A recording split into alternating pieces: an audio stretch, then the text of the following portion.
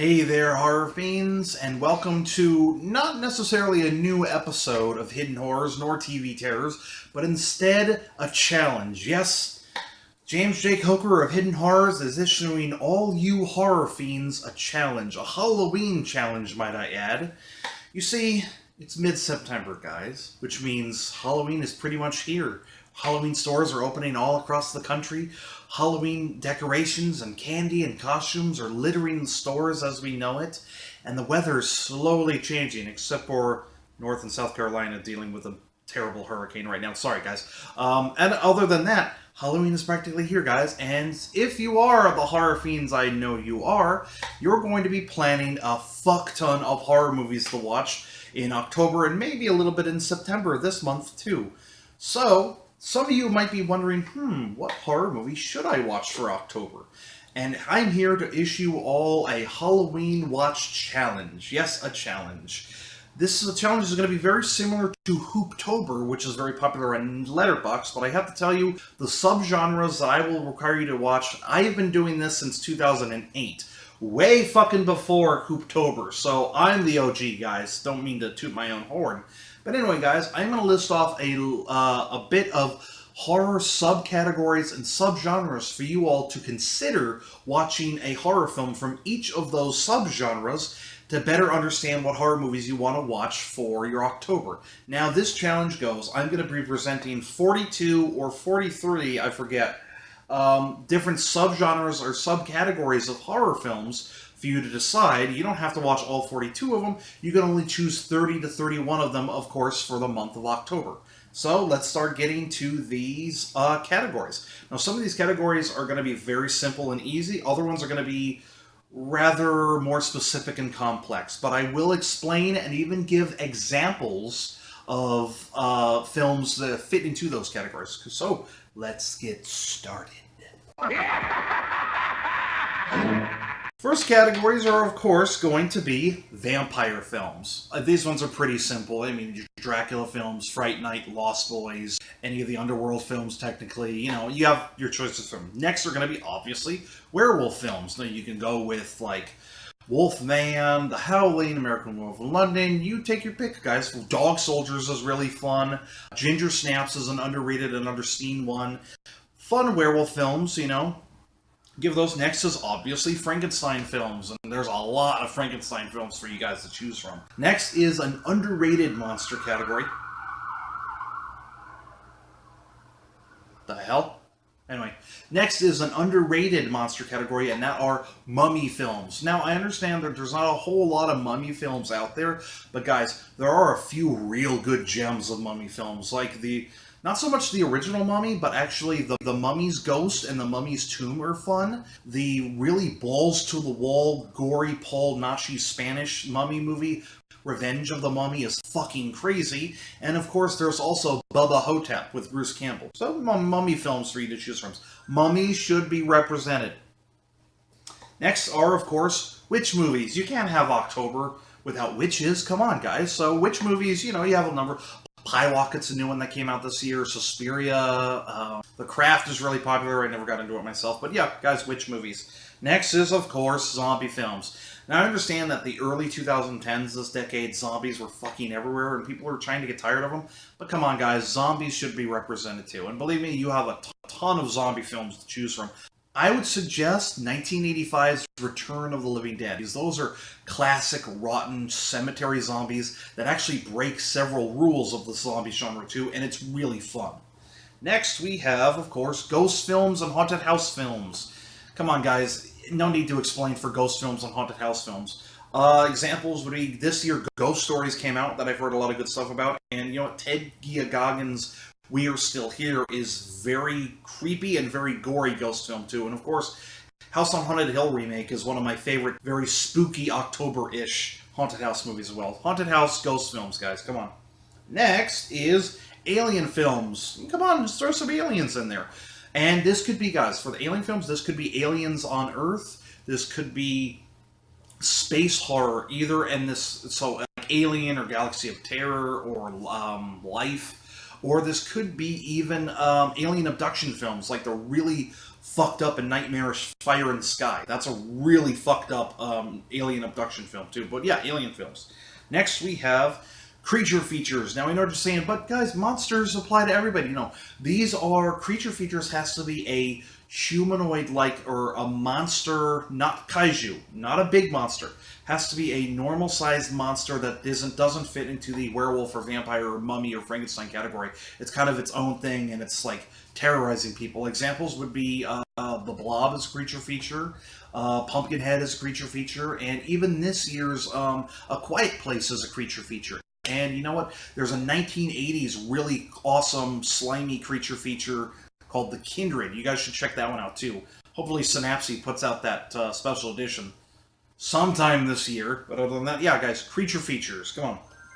Next category is, guys, you know how in Halloween time you see bats, rats, snakes, and spiders around, like either skeletal versions or normal? Well, that should be a category you should consider too. The bats, rats, snakes, and spiders category. So it has to be a horror film involving one of those animals. So this year I'm going to watch Spasms, but you could choose Arachnophobia, you could choose the really bad late 90s movie Bats, you could choose any of the number of killer rat films, those kind of creepy crawly subgenres, or even killer bug films too. Come on, why not?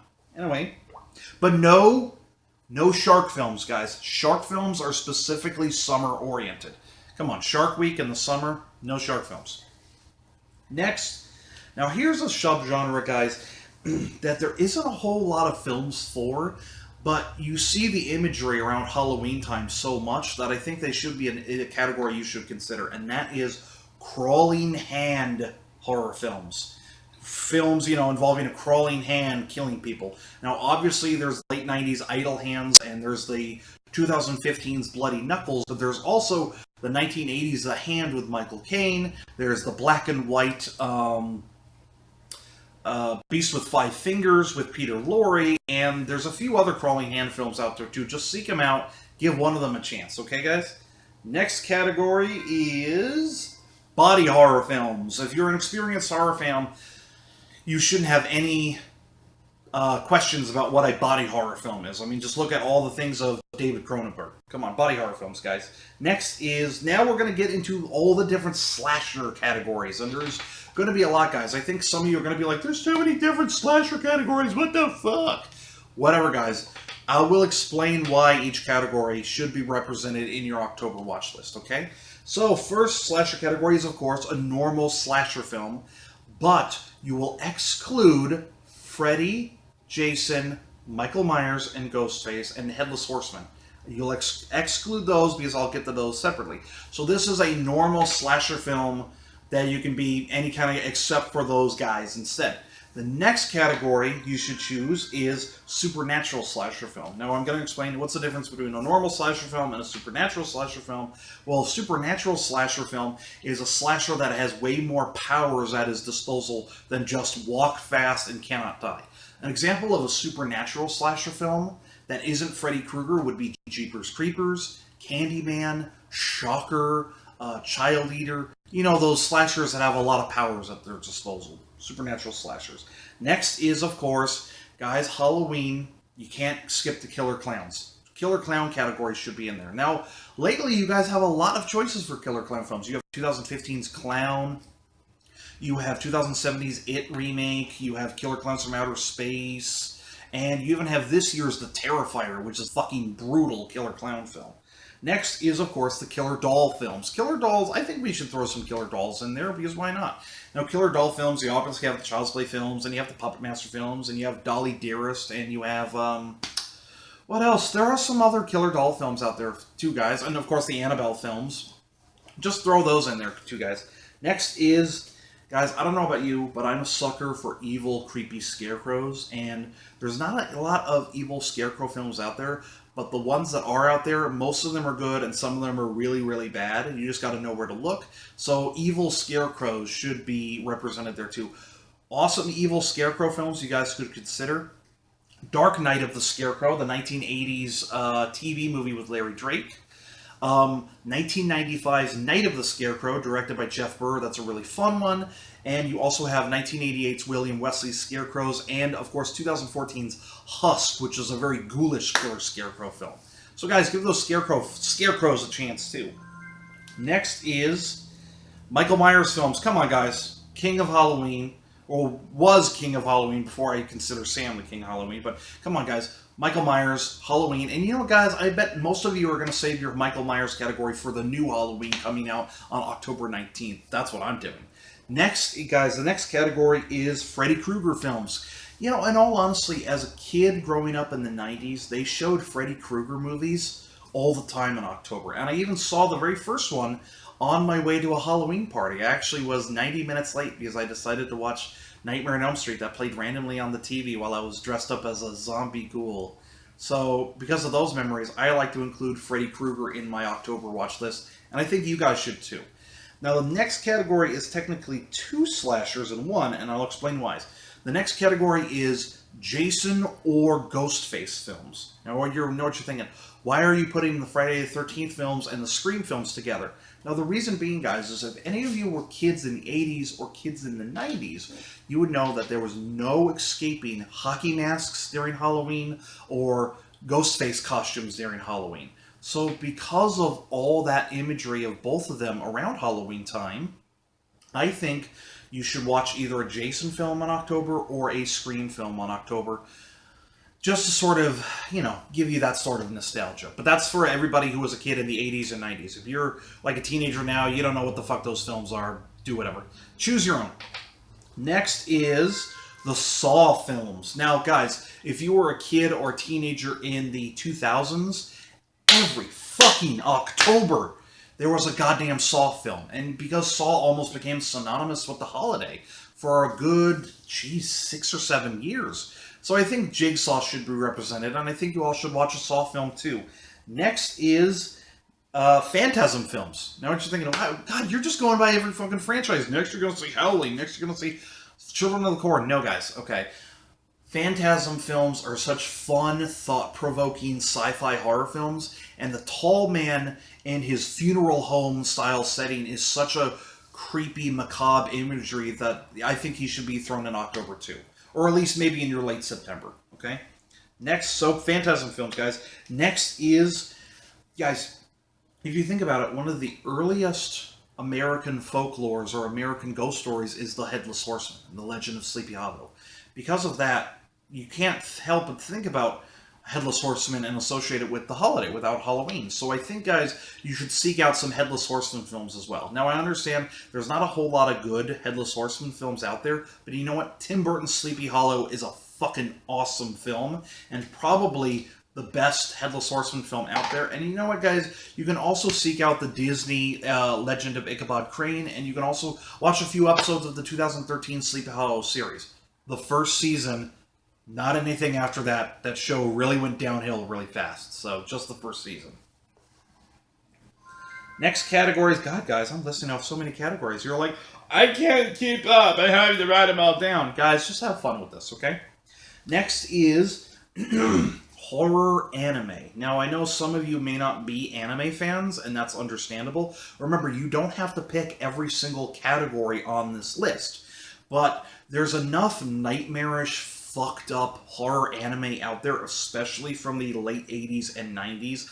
I'm looking at you, Legend of the Overfiend, and you, Wicked City, that can really spice up your Halloween watch list and add a different perspective and a whole other realm to your Halloween watch list. Some really good horror animes out there is, if you have the stomach for it, Legend of the Overfiend and Wicked City. But you know what? Corpse Party Tortured Souls is a hard one to find, but Corpse Party Tortured Souls is incredibly ghoulish. It's incredibly gruesome and gory. It's pretty much of Lucio Fulci directed an anime. There's a lot of ghoulish nature to it, and a lot of eyeball mutilations in that one. And you know what? Digital Devil Story is kind of fun too. Anyway, horror anime, guys. Give it a watch. Next category we have is Euro horror films, excluding Italy and Spain, because those two countries pumped out so many horror movies, they were categories unto themselves. So Euro horror films are horror films from France, Germany, Czechoslovakia, Poland, Russia, other European countries that aren't known necessarily for horror films, but you should do the research and dive and see what horror films they can provide. So Euro horror films. Really good French horrors are High Tension, Baby Blood from the 80s. Good German horror films are Lauren, Babylon, any of the Olaf Ittenbach movies are bad but super gory. Czechoslovakian horror films are, I don't know. And then there's Polish and Russian horror films too. Next is, of course, Latin horror films. Now, I know what you're thinking. Why are you going to separate Latin horror films and Spanish horror films? Well, the reason being is you guys should count Latin horror film category as horror films from Mexico or anything from South America, because I know those aren't known for horror films, but you should give those horror films from that part of the world a chance. You could find some really weird, really mesmerizing, and rather slow burn but creepy and thought-provoking horror films from that part of the world, especially from Mexico, guys. Alucarda is terrific. Grave Robbers from Mexico is very fun and gory. And you know what? Yeah, there's a few other really good Mexican horror films out there too, guys. Oh, Even the Wind is Afraid is a classic. Next, guys, next category is Italian horror films. Come on, you Italian horror film fans. You think I would skip you guys? Hell no.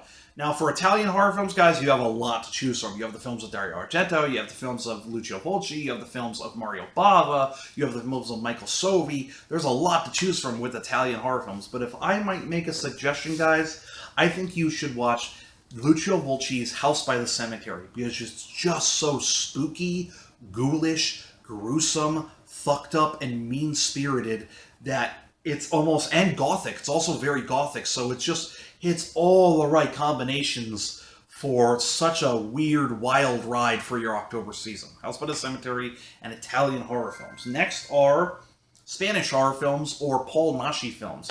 Now, these have to be horror films specifically from Spain and or starring Paul Naschy, because Paul Naschy was in so many Spanish horror films. He should be represented, or you can watch the later day Spanish horror films that don't star Paul Naschy, like the Wreck films. Those are fun too.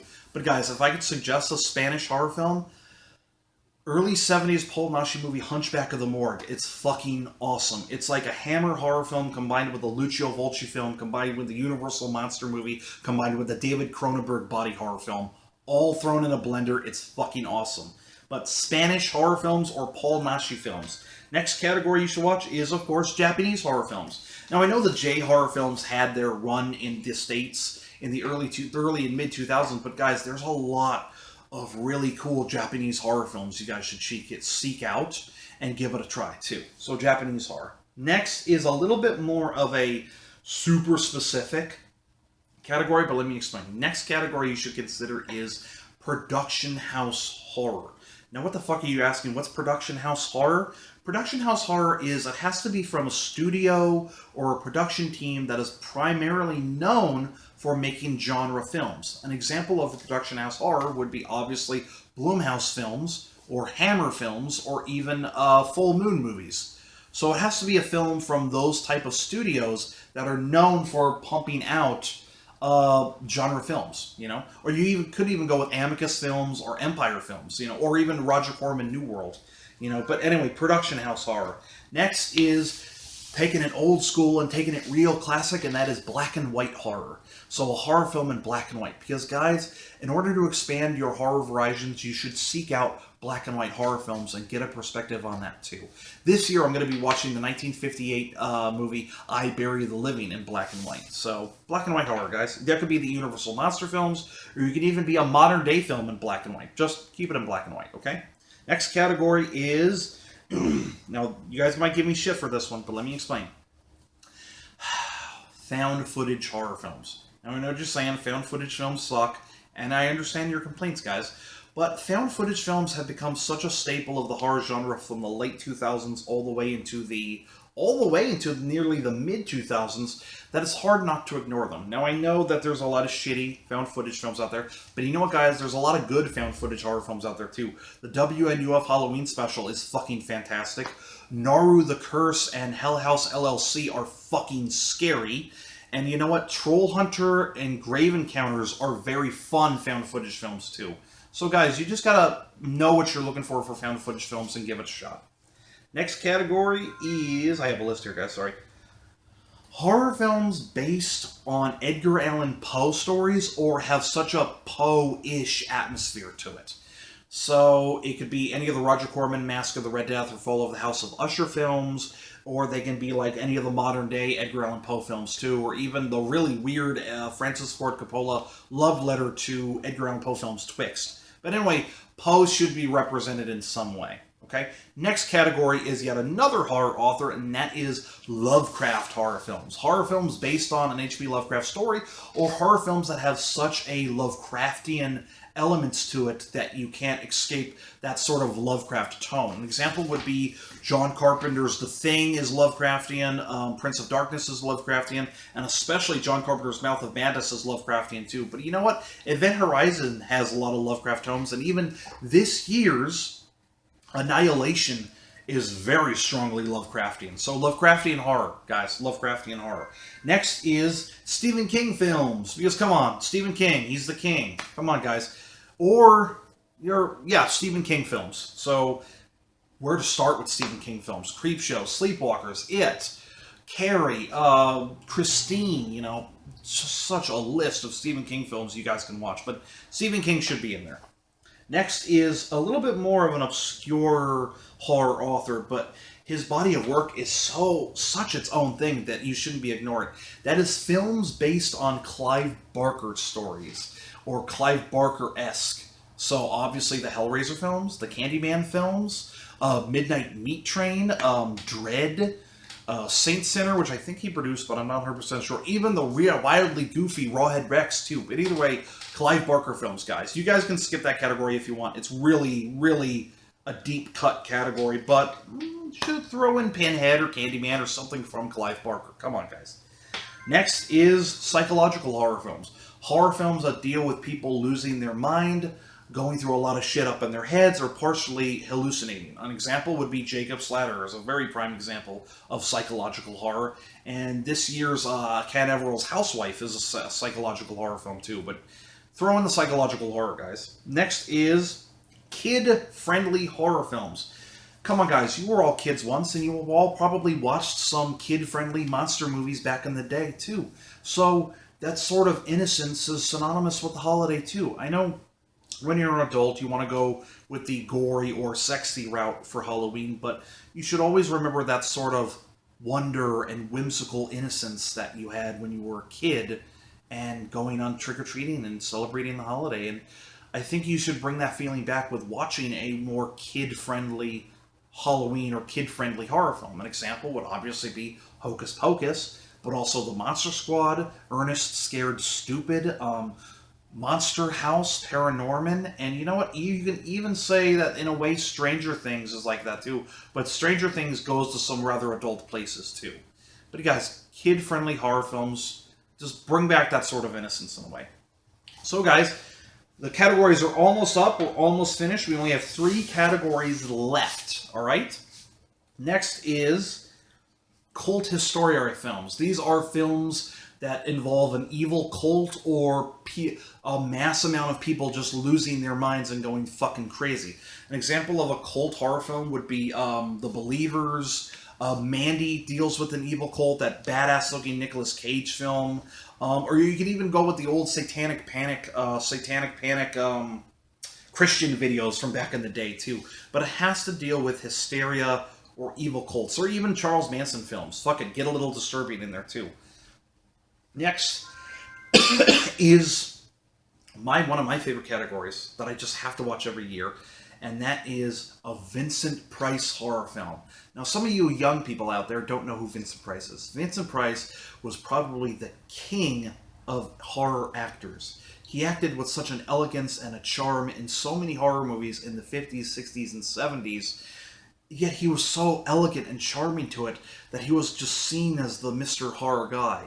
So you guys should really seek out the films of Vincent Price. Now, there's a lot of Vincent Price films to choose from, but if I would make some suggestions, I would say The Abominable Dr. Phibes, Last Man on Earth, which is a terrific zombie film that predates Night of the Living Dead, Mask of the Red Death, and Madhouse. Those ones are terrific Vincent Price horror films. And, you know, you should give the king horror actor his due every Halloween season. Now, guys, the last category. Now, I know you guys are probably tired of hearing me talk, but this is the last category you should consider for your Halloween watch list, and that is anthology horror films. So that is several episodes of an anthology series like the Tales from the Crypt, or Are You Afraid of the Dark, or Goosebumps. I like to throw in the Crypt Keeper because I'm a 90s kid, so every Halloween season before Scream, the Crypt Keeper was fucking everywhere. I like to do him. But you can also go with anthology films like Creep Show, or even the greatest Halloween film ever made, Trick or Treat. So, guys, give your anthology horror films a watch. Now, that's it, guys. I issue you all this challenge to consider all of those subcategories and subgenres of horror films and apply those to your Halloween watch list for October. Now, I know some of you might be saying, but James, some films actually hit on multiple ones of those categories, like Mario Bava's Black Sunday is a black and white horror film, an Italian horror film, and a witch film all together. And yeah, if you want to watch Black Sunday, that knocks out 3 categories at once. So you could do that too. But anyway, guys, consider all of these subgenres for your Halloween watch list this coming October. And I say, in honor of Hidden Horrors, give a few of those subgenres a chance this Halloween. Anyway, I hope you all plan your Halloween movies accordingly, and you all have fun. This is James J. Coker.